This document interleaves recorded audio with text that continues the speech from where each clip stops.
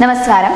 കർണാടക മാണ്ഡ്യ ജില്ലയിൽ വലിയ രീതിയിലുള്ള RSSന്റെ പ്രതിഷേധം നടക്കുന്നു എന്ന വാർത്തയാണ് ഇപ്പോൾ വന്നിരിക്കുന്നത്.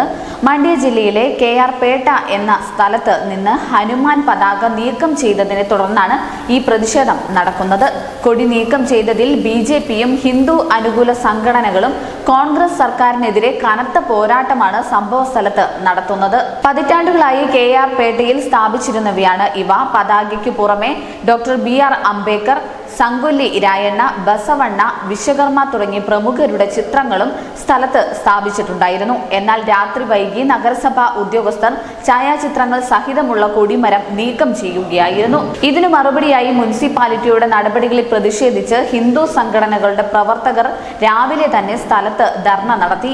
തങ്ങളുടെ മതചിഹ്നങ്ങളെയും ആദരണീയ വ്യക്തികളുടെ ഛായാചിത്രങ്ങളെയും അനാദരിക്കുന്നു എന്നാരോപിച്ച് പ്രതിഷേധക്കാർ മുനിസിപ്പൽ ഉദ്യോഗസ്ഥർക്ക് നേരെ രോക്ഷമായി പ്രതികരിച്ചു.